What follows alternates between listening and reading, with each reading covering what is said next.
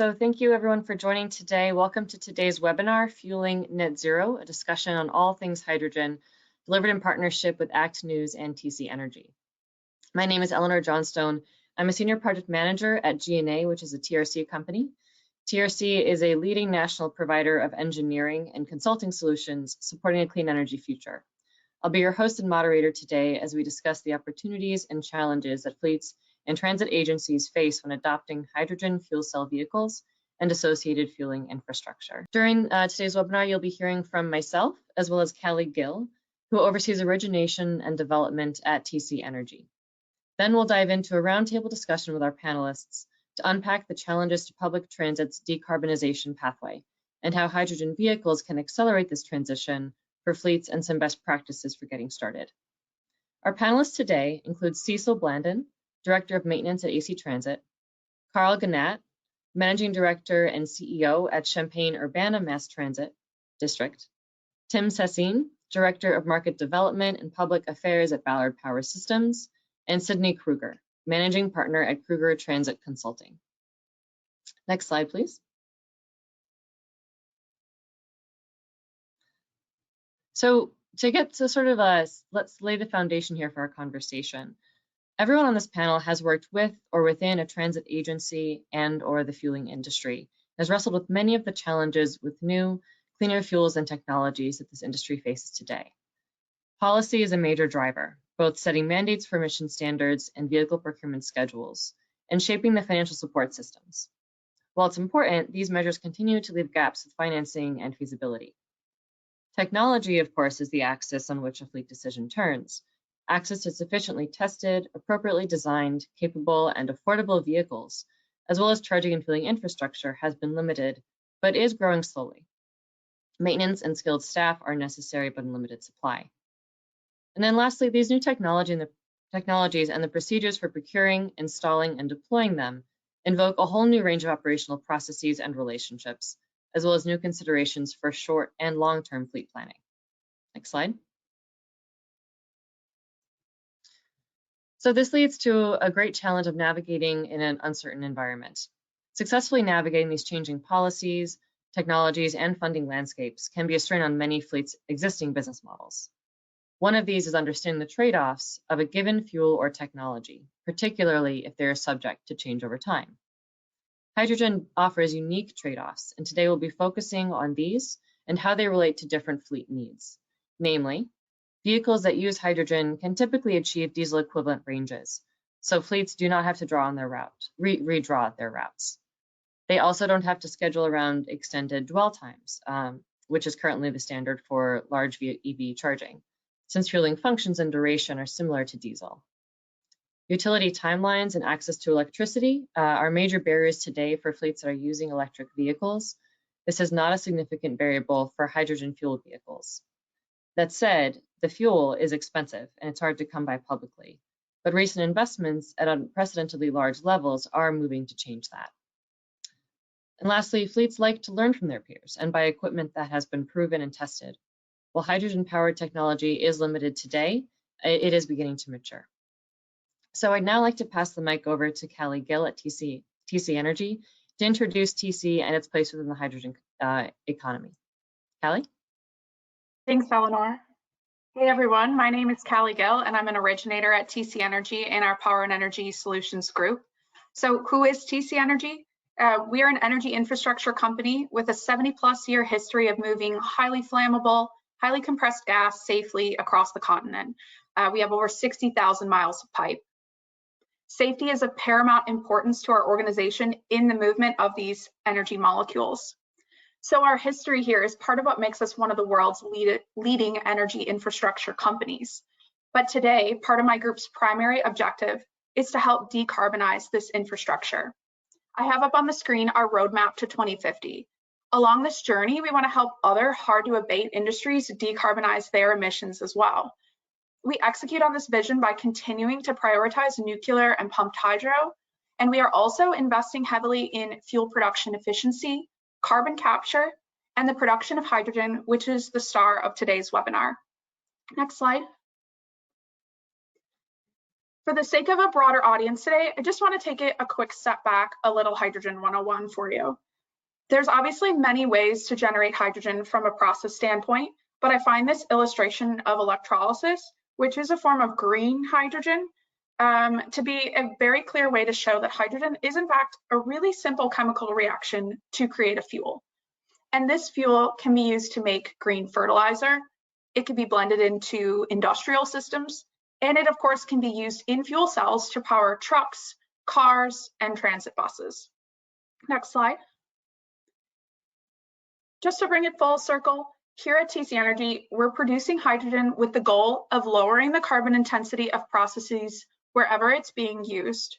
So once the hydrogen is produced by our owned and operated facilities, we look to transport the molecules in a gaseous or liquid state.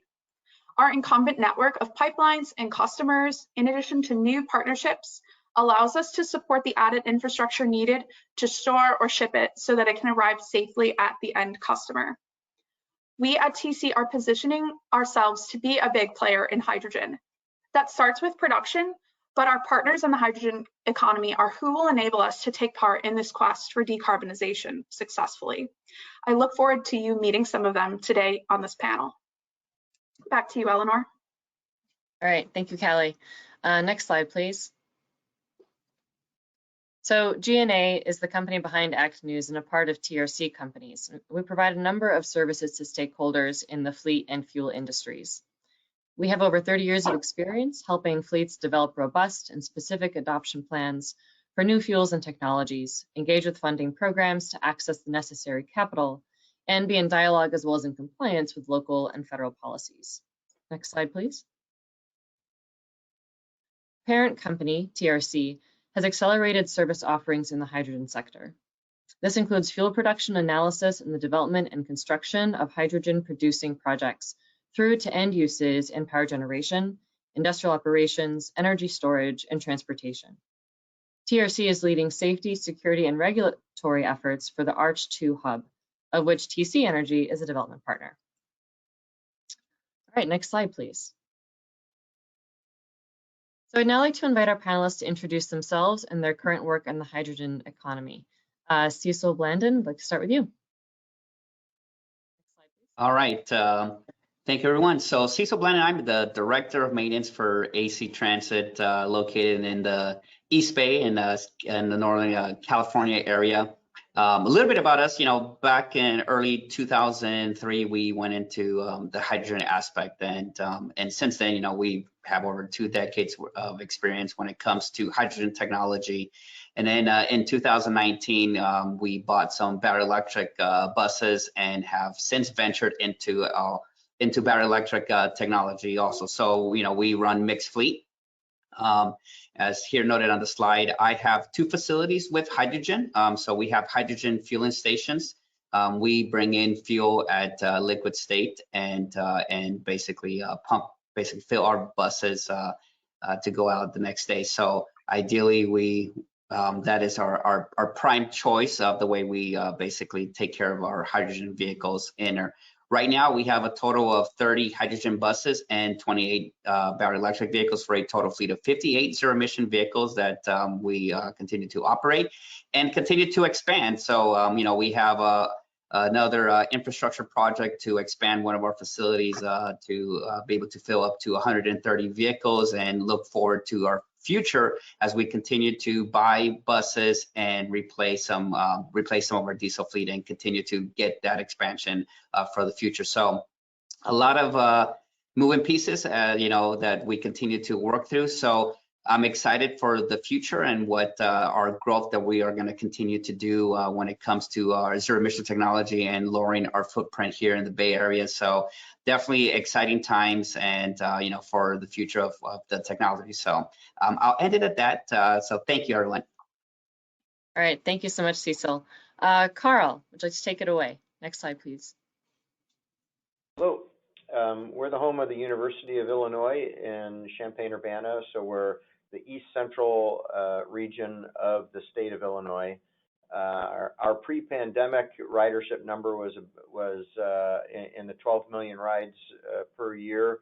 and a community of 150,000, we think that's pretty good.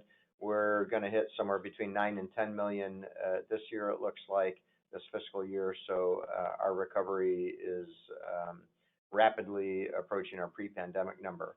We operate 110 buses, and 10% of that fleet is hydrogen fuel cell electric. That translates into about 12 buses. And 2 of them are similar to what's pictured here. They're 60-foot articulated New Flyer first generation fuel cell electric buses, and then the other 10 are 40-foot standard size New Flyer generation 2 fuel cell buses. So these buses have Ballard fuel cells, and you can hear more about Ballard coming up when Tim talks. And so we produce our own hydrogen on site. We have a 1 megawatt electrolyzer, and that the energy consumed to produce that hydrogen is provided by our own solar array that is directly connected to the electrolyzer. And so when we say we're zero emission, we mean it from the production of the energy to the use of the energy from beginning to end. Perfect, thank you. And you offered a great segue. Next slide, please, for Tim. Hi, I'm Tim Sassine. I'm Director of Market Development and Public Affairs for Ballard Power System. First of all, thank you to TC Energy, GNA, and ACT Expo for this great webinar. Thanks for putting this on and assembling these amazing panelists. Ballard started back in 1979, about 44 years ago. Jeffrey Ballard wanted to replace the internal combustion engine through heavy-duty transport decarbonization, particularly through transit. Buses were where we started. Since then, we've invested about $1.5 billion, going from left to right there on this busy slide. There are about 14 generations of stacks and 8 generations of modules. We make the thing that turns hydrogen into DC power for your vehicles and for your stationary power. Since then, we've been in a whole lot of different automotive programs. We've got thousands of vehicles on the road that we've supported, and our availability of the fuel cell module itself has been performing very well. And we're happy with that. The lifetime is achieving what we need to compare with internal combustion engines. We're getting down to those power densities to fit into those same spots. So really happy to be alongside transit and moving the whole industry forward, and happy to be part of the discussion. All right, thank you, Tim. Last but not least, next slide, please, for Sydney. Hi, thank you so much, Eleanor and Callie, for putting on this webinar. Really excited to be here today. So KTC is one of the leading project management consulting companies in North America, and we work with clients to commercially advance and deploy both hydrogen fuel cell buses and the hydrogen fueling station. Our mission is to advance 100% zero emission clean transportation in disadvantaged communities while removing millions of pounds of CO2. Our range of experience includes everything from grant writing, from LONO, regional grants in California like TIRCP and other state and federal programs, to spec writing for RFPs for hydrogen fueling stations. We have a portfolio of over 26 million of active hydrogen projects. And we also help as project managers of hydrogen station builds, helping through contract red lines with industrial gas companies, all the way through kickoff, procurement of equipment, commissioning of your first hydrogen rolling stock. I think what can be so difficult in the hydrogen space is putting all of these pieces of the puzzle together. So knowing that you have a project that your board has approved, and then finding the funding for that project, finding then the industrial gas company that you will partner with, and then going on really an infrastructure project to build the fueling station at your depot. And we go ahead and act as an owner's rep, enabling you to put all those pieces together. So thanks so much for having us here today. Terrific, thank you. Next slide, please. So thank you all for sharing these profiles of your work in this space. We're gonna dig now right into the dialogue. As I said, this is primarily a dialogue-based webinar. The intent is to make this as much of an educational opportunity for you, the audience. So we'll be answering questions that were submitted before as well as throughout the webinar, and please don't stop sending them in, again, using that chat box function. We'll get to as many as we can. So I wanted to start here. question for Tim. Could you help us understand how much capacity the U.S. fuel cell industry has today and what its growth looks like over the coming years in terms of supporting vehicle sales and fleet demand? Yeah, thank you. We've been focused on expanding production capacity pretty intently at Ballard, and the rest of the industry has as well. One of the main driving factors is not just meeting demand, but it's also hitting cost targets. And a lot of that is achieved through automation. So what seems like the sudden rise of the hydrogen industry is actually a lot of slow-moving trends that have finally come to coalesce. We find that we have market confidence coming in the vehicles that's building up that demand for some larger and larger procurements. At the same time, we have incentive structures that are increasing that embolden people to take these jumps. And so we've increased our production capacity at Ballard just about sixfold over the last 3 years. That's through things like repurposing our Bend facilities to become our manufacturing facilities in the US to meet Buy America requirements. And in fact, our competitors are doing the same thing. A lot of the increased production capacity will be domestic in fuel cells. We're seeing new factories starting to be built and starting to come online. We're looking towards matching the pace really of heavy duty truck electrification. And that means we need the capacity to make thousands of modules within just a few years. Next year, we're anticipating over 100 fuel cell buses to be produced, sold, and distributed across the United States, about triple that in Europe and many more in China. We can easily match that pace, but we're looking at least 50% growth year over year in transit alone. And then trucks will be coming on probably around 2027, 2028. And that's when production capacity is ramping up from hundreds to thousands. And then by 2030, tens of thousands. And all of that can be achieved. We're hitting those targets now. Fortunately, it's allowing us to implement in automation that can drop the cost. We're dropping our costs throughout this decade by 70%. A lot of that is through automation. And supply chains have eased up. A lot of the supply chain problems that we had early on post-COVID have finally freed up. Things like chips and such are now starting to flow. So on the vehicle side, we're feeling very good about meeting our demand, even in a very overly optimistic market. If the market goes in a very overly optimistic direction where demand skyrockets, goes to 3 times what we're seeing, we'll be ready. It's a matter of having the rest of the ecosystem ready to support that through not only the OEMs, but also the service at the end, and have everybody trained up in workforce development. But on the production side, we're ready. So you touched on several different pieces of that ecosystem there, and in my mind, policy does a lot to kind of help shape that whole space.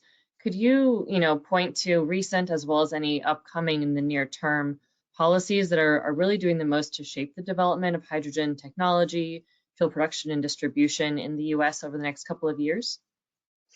Yeah, I mean, the Innovative Clean Transit regulation in California, I think, was really the catalyst for a lot of transformational policy.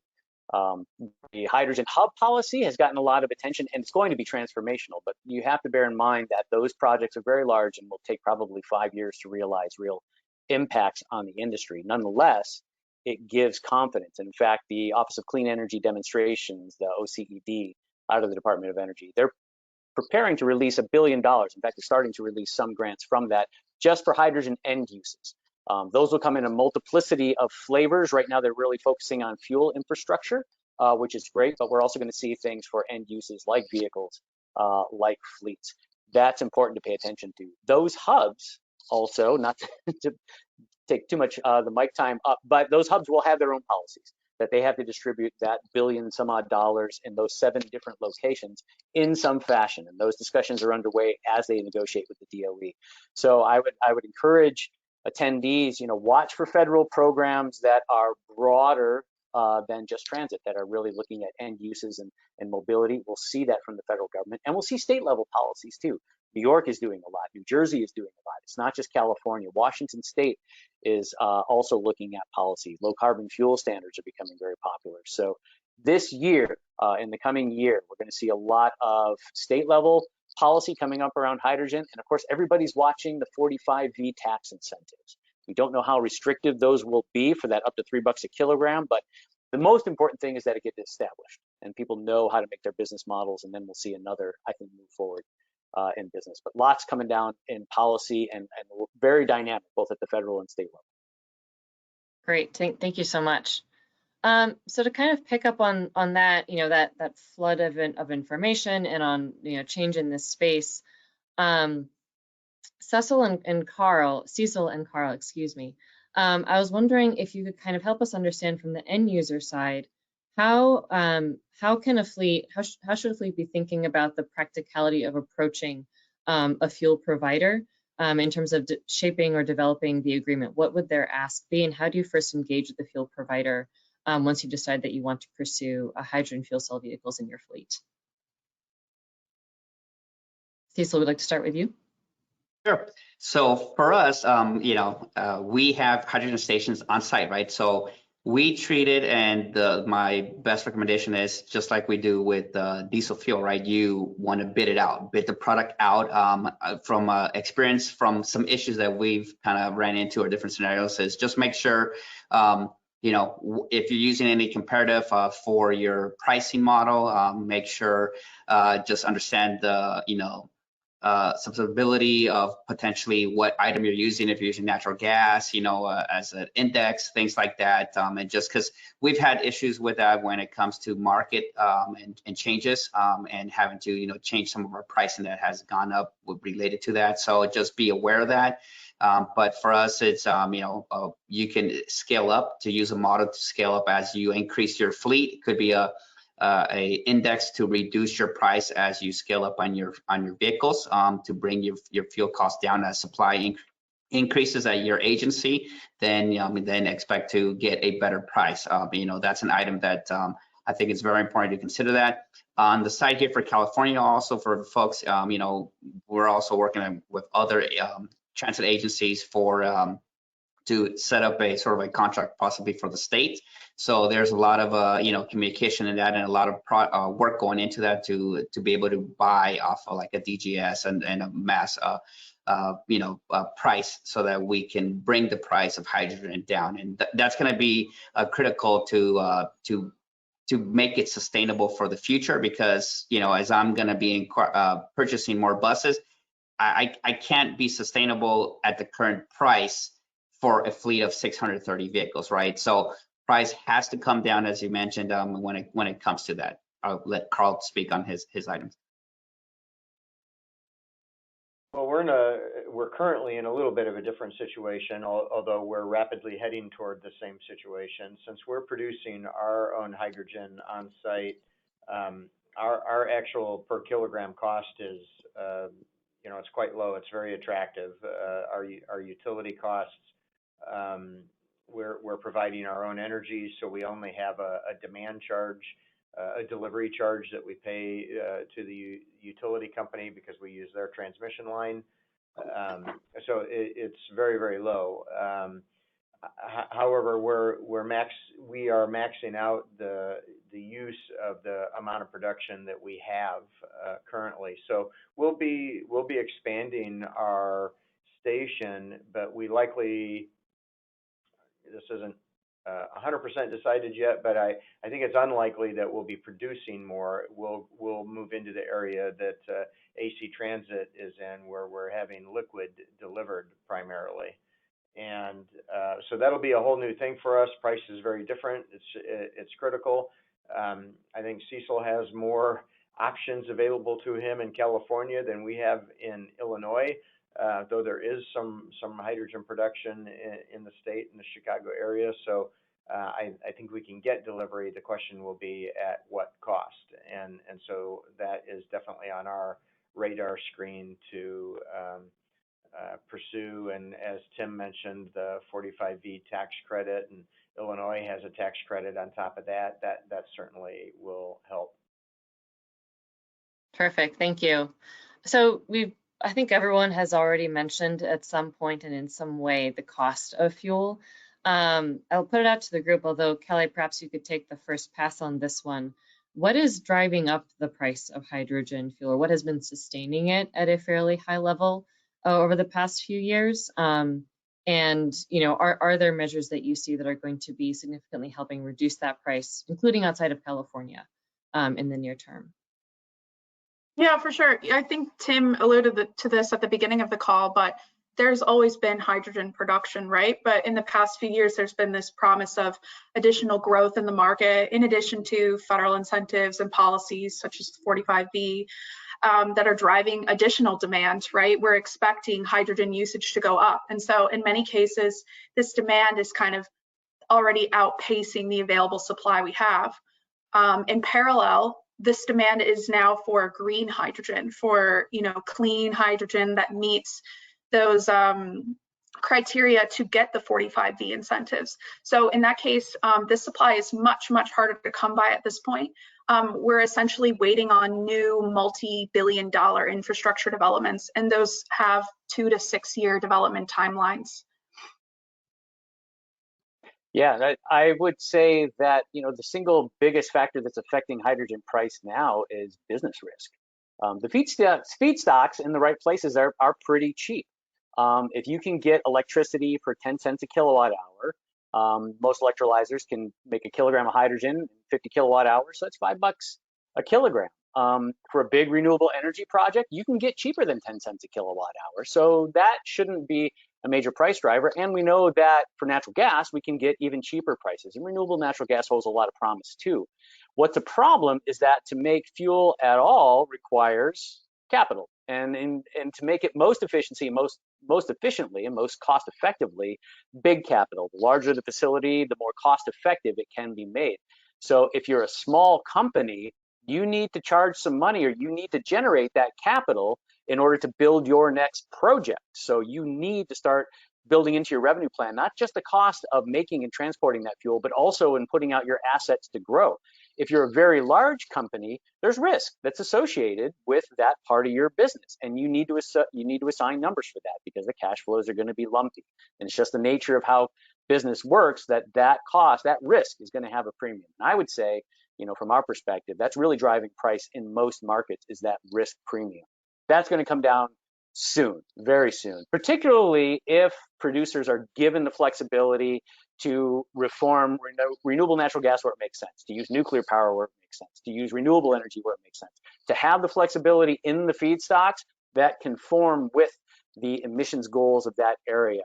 That's really going to help to bring the price down, to make that more fungible market. The more restrictive, that means you're going to have to put certain technologies in certain places that may not be the most cost effective. But we're going to see, once we get certainty, and it's certainly in things like 45V, once we know how the federal money is going to flow, business models can readjust, can recalibrate, and we're going to see some price stability. I'm really optimistic in 2024. It's going to be an interesting year, but we're going to start to see price movement in the direction that we want it to as we get certainty in the market.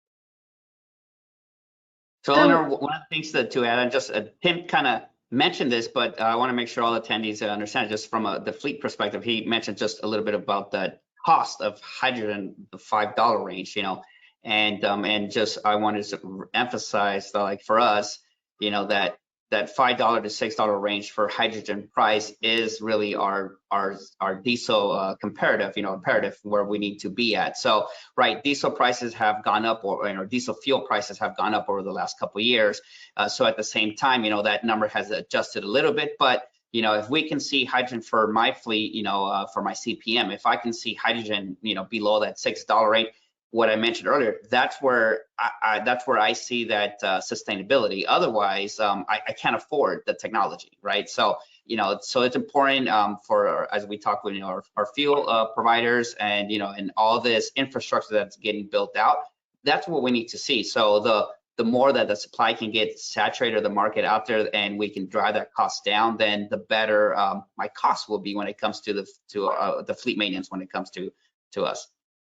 And I think what we've also seen is that it's exciting to see new gaseous sources of hydrogen, especially in the California market, new small electrolyzers coming in Fresno, in Richmond, that's trashed to hydrogen, really exciting developments, but we need that price per kilogram, like Cecil's saying, to be an OPEX number that's achievable in that $6 range for transit.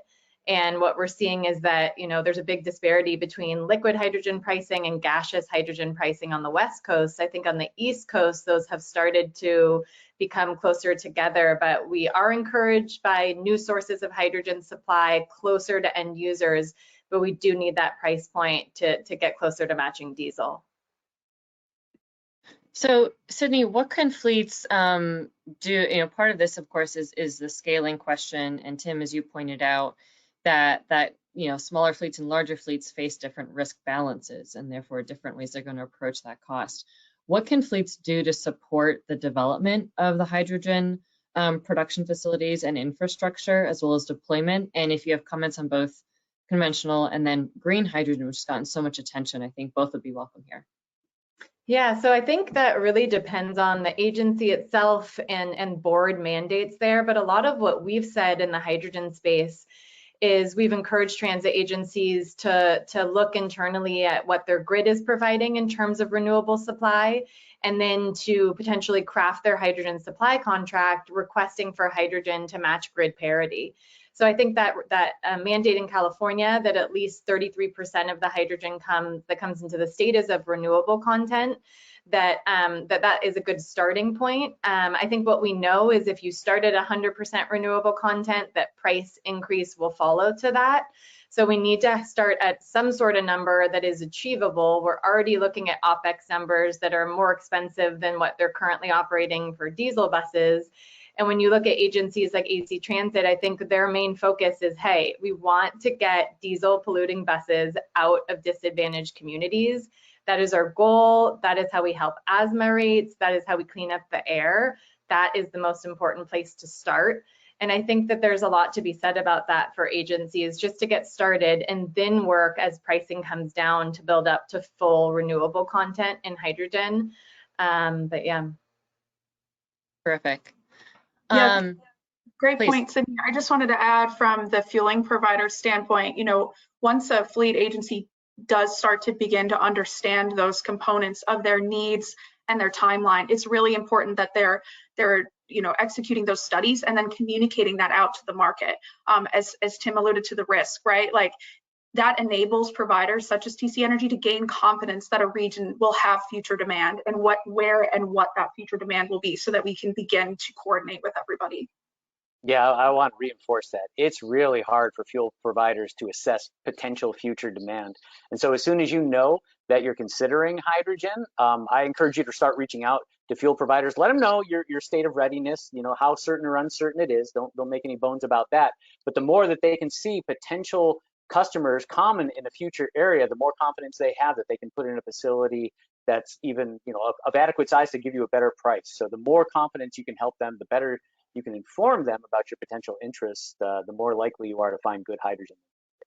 Right. And what we've seen in the Pacific Northwest is it's so exciting that a hub will be located in that Washington, Oregon area.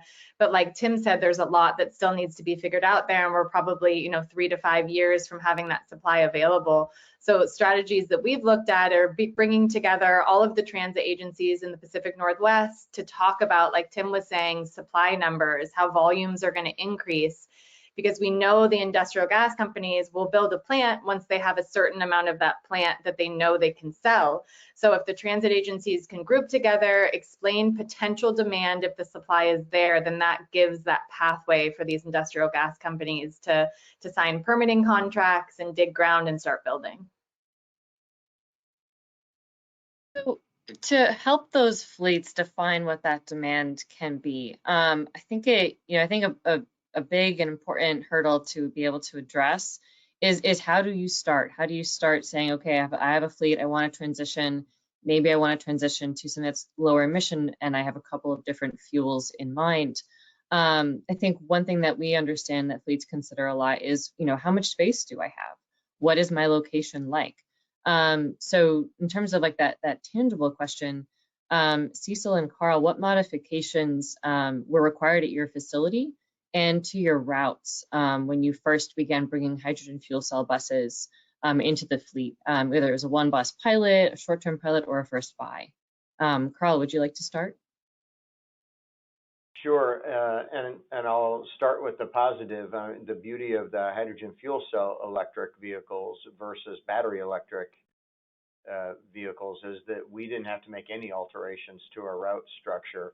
One of our goals when entering the zero emission arena was that we wanted to not negatively impact our operations, and so we frequently say that we want to design our service for our community's needs, not for our vehicles' needs. And that was the very reason, that was the really defining reason why we went to hydrogen fuel cell electric vehicles rather than battery electric vehicles. So that's the good news. Maybe not bad news, but the downside is, as Cecil mentioned earlier, the infrastructure is expensive, and there's a lot of infrastructure cost. So that we built our station, which included the electrolyzer and compressors and chilling equipment, but also the storage vessels and all of that. But then in addition to that, we'd only run diesel vehicles or diesel hybrid vehicles, and so that's a liquid fuel. And so our facility was built for and geared toward liquid fuels, and so now we were going to have a gaseous fuel in the vehicles that are stored inside our storage barn and in our maintenance facility. And so we had to turn that upside down, metaphorically, and modify the facility to deal with gaseous fuels instead of just liquid fuels. Of course, we still have both, so it's got to accommodate both. So that was not cheap. Now, the silver lining to that part of the maybe a little bit bad news is that we had to do that one time, and we never have to do it again. And as opposed to charging infrastructure for battery electric vehicles, when as that battery electric fleet grows, your infrastructure has to continue to grow with it. That we don't have to deal with. Our facility is modified, and we never have to touch it again. So that I think is the silver lining. Fantastic. Cecil, anything you'd like to add there? Yeah, so what I'd like to add is just the relationship of natural gas similarities to hydrogen. I always get asked, how big is your footprint for your station, and what happens when your electricity goes out, that kind of scenario. So one, I'd like to mention, so if for any of the attendees, if you have a natural gas fleet, and you have a natural gas fueling station for your fleet on site, your hydrogen footprint, if you decide to go with a hydrogen station, is going to be basically of the same size. Could be very compact if you're able to have vertical tanks. I'm not allowed to have vertical tanks, so my station takes a little bit more of that footprint because of my height restrictions. But you'll see lots of similarities to the hydrogen and when it comes to natural gas. So if you have a maintenance base, you're already going to have methane detection. You'll end up having a little bit different sensors when it comes to hydrogen, but you have all the things that are in place already when it comes to the technology. So it's not much different. It's just a different gas, different properties that you have to learn for your team and how to operate. And so I share that because sometimes there's a fear of the newer technology, but if you have natural gas, you're halfway there when it comes to that there. So that's important to note that, and as Carl mentioned, in his scenario where he produces, hydrogen on site, I get the hydrogen trucked in. For me, I'd like to say is that I've never had a shortage of hydrogen in 20 years. So that's good. I continue to hope that that's going to continue the path as we get more folks to come on board with hydrogen, continue to expand the market out there. What's also an item when I guess electricity goes out, right? You always have power outages, scenarios that tend to place. For us, the demand from a hydrogen station is powered right onto my original 19 older generators that I have on site. So the energy draw to be able to power my hydrogen station still powers my facility, powers my diesel station, powers my hydrogen station whenever I have a power outage. So that draw is very low. So you don't have to spend extra money to be able to continue to fuel your fleet when it comes to that. And cost for us, definitely what Carl said is, if you're looking at a technology, try and build it once. When we piloted hydrogen, back 20 years ago, and in our stations that got built in early 2010s and in 2014, they were pilot stations. We could only fill up to 13 buses. Now we're going back in and basically updating the technology that's there so that we can go from 13 buses to 130 buses, right? So think about the future, invest the money if you're able to now with the funding that's there so that you can build out your station. And, you know, for 10 and 50 million, you can build, you know, have a station built out that can do, you know, 150 buses or more, or fleet size when it comes to that. That's, you know, roughly 30 kilograms a day. You'll be able to do when it comes to that. So, you know, just, you know, my information there is just, you know, try and build it out one time ahead of time, so you don't have to go back under the knife when it comes to facilities. And that's a strategy, I don't know, especially for the large fleet users, that is a must. Yeah, definitely. I've heard that repeatedly over the last several years. Build for the operations that you want, not what you can do in the shorter term. We're getting a couple of questions coming in here around, you both had mentioned, referred to safety and adjustments on site.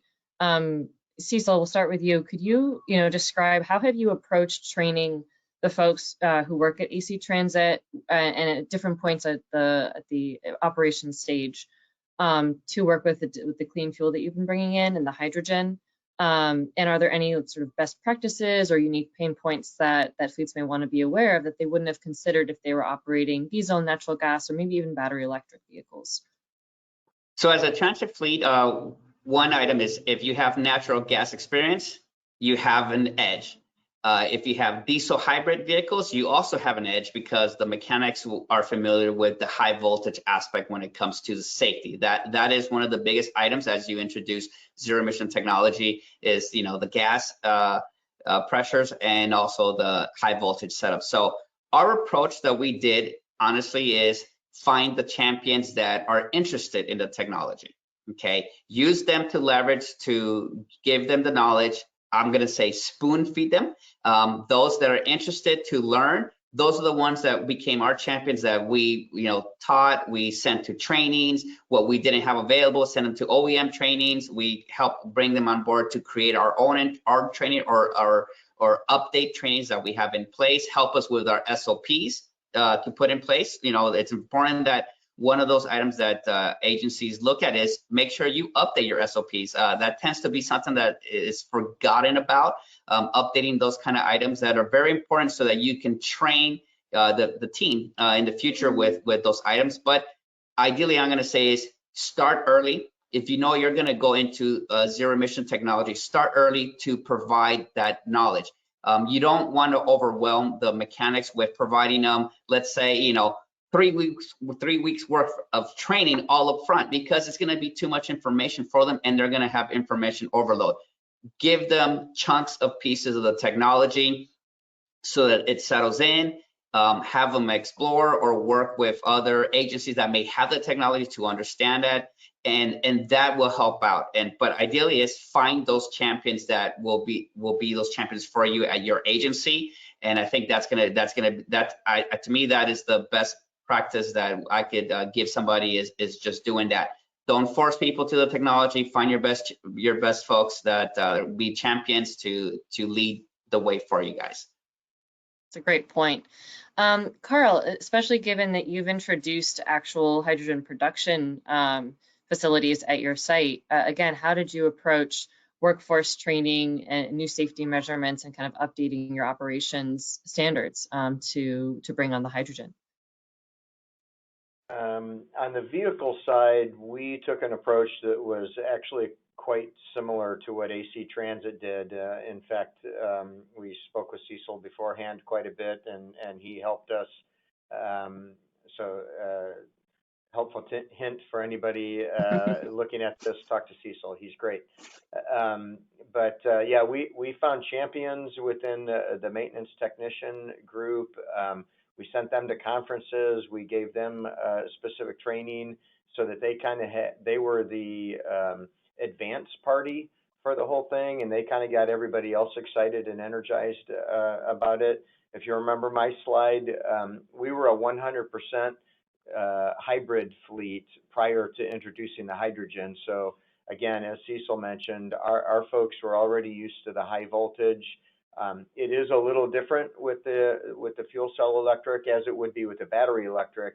vehicle compared to the hybrid, but it's at least not foreign to them. So that was an easy transition for them to make. Relative to the station, the approach that we're taking right now is that the vendor that we hired to build the station, Trillium, is under an O&M agreement with us. So we pay them to do the operations and maintenance, and so our facility folks, you know, their version of training right now is that whenever Trillium is on site, the facility folks are right there with them, kind of watching what they do, doing the preventative maintenance with them, and so they're getting on the job training, so to speak, while we have the O&M vendor.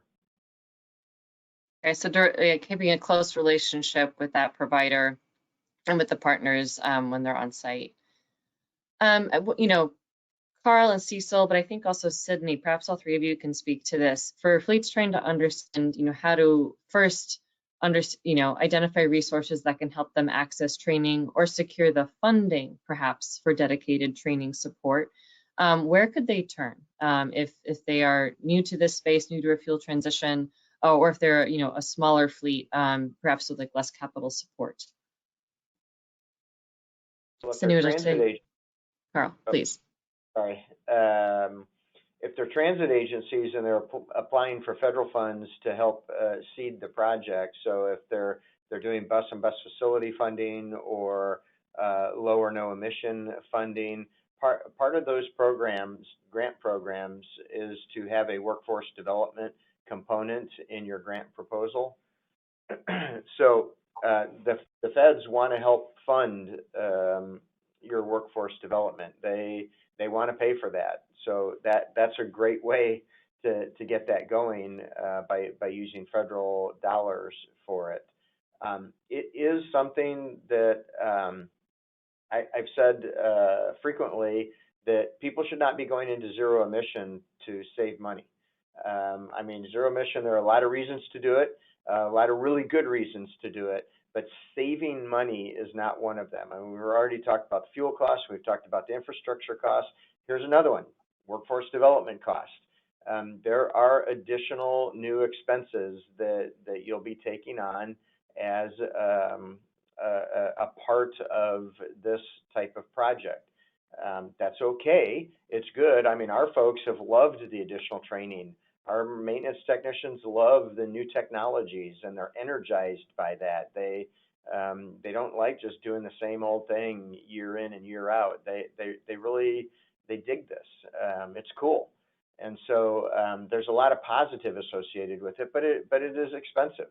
And of course, when you're buying buses, you also can, as a part of that procurement, you can have training hours associated with that, so that you can use federal, state dollars to help pay for the training hours that you put your maintenance folks through. Yeah, I think just to add to what Carl said, I think we're in such a fortunate situation right now, being in the second year of a 5-year program with Lono and the 1.7 billion available, and Lono now mandating that 5% of your grant ask has to go towards training. Looking at someone like RTC of Washoe County in Reno, their grant request was $10 million.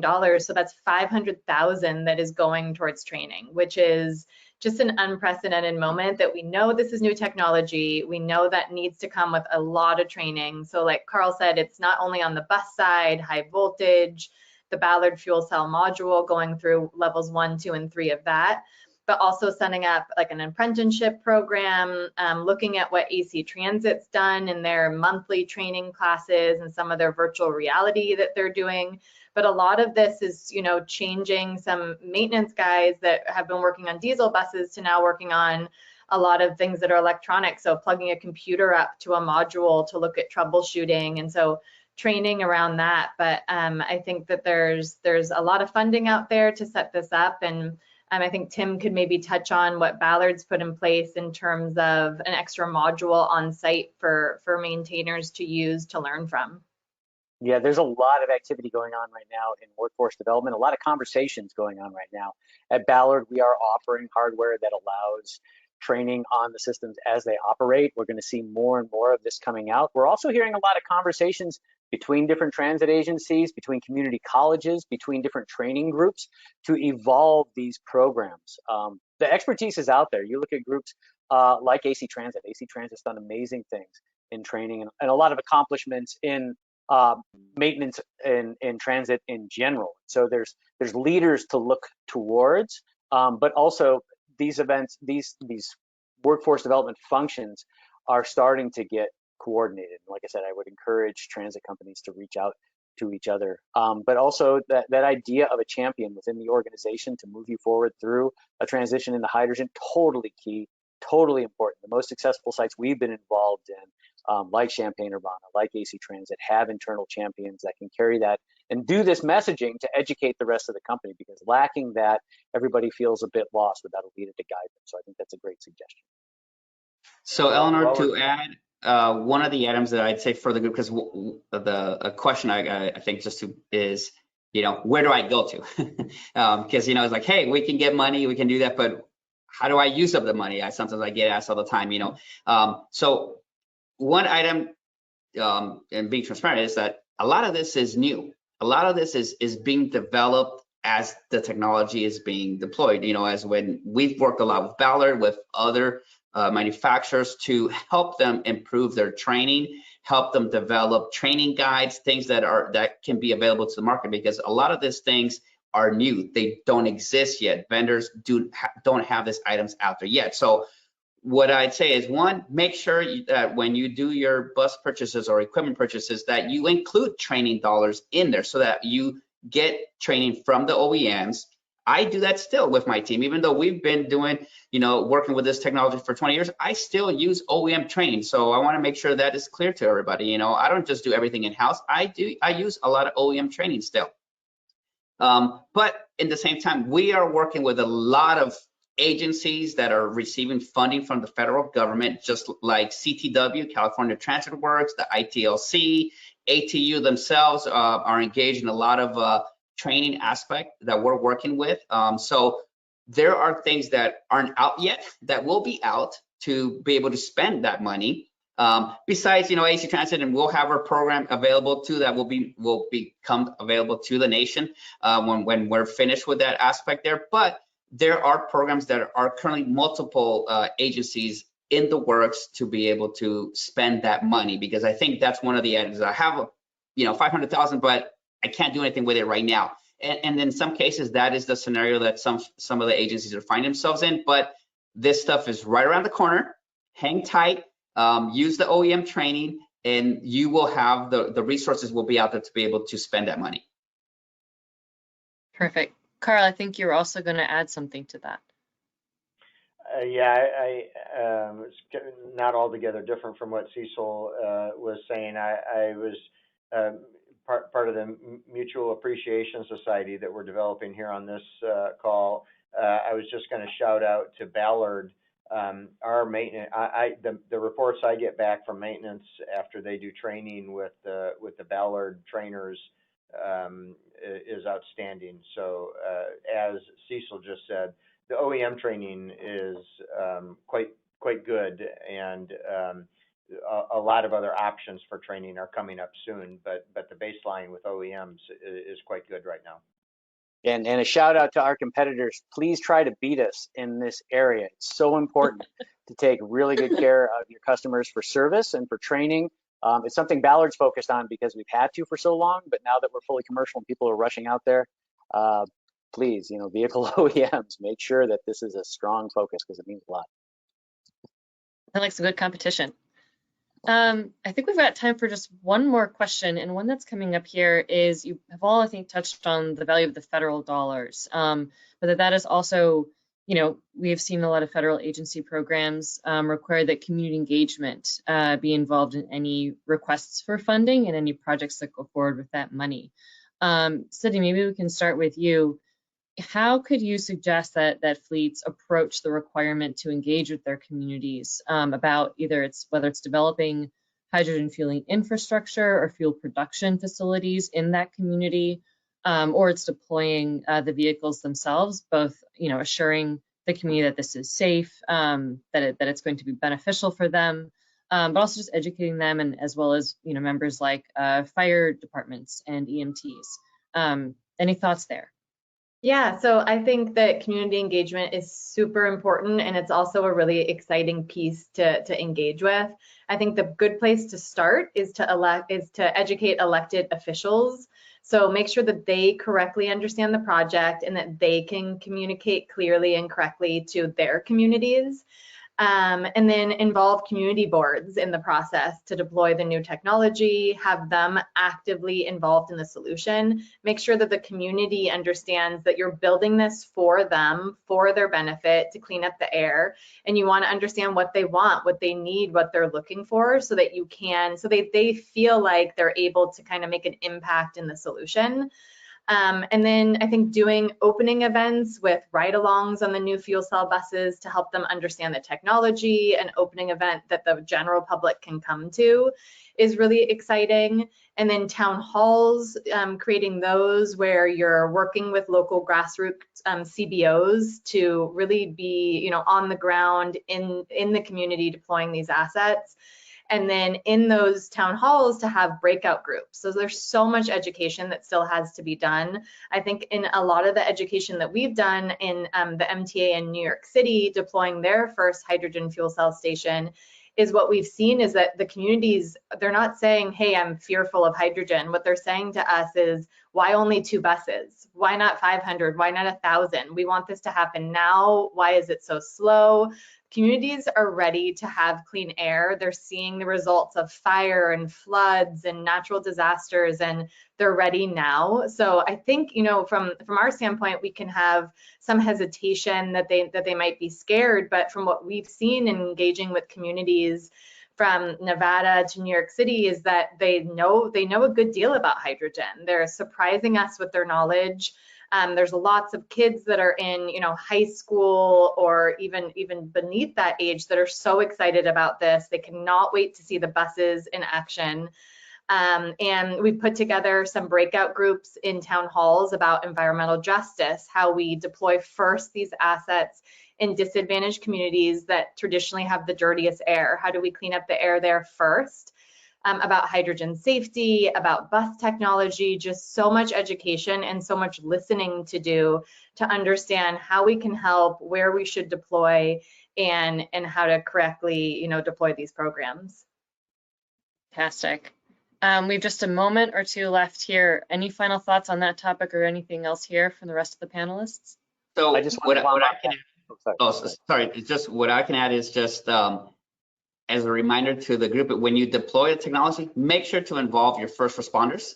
So as an item that we take to heart here with our team as we bring new vehicle fleets in, we always have the local first responders come in and we do kind of a show and tell, show them where all the safety features are at, where things are at. So that way, if you have an emergency, they know how to respond. They exactly know what's happening. It'll help with the media process and just making sure that all those that need to be involved know what they're doing when it comes to that, and it doesn't become into we're going to say a negative event, right? Incidents occur, and we just need to make sure that we're prepared.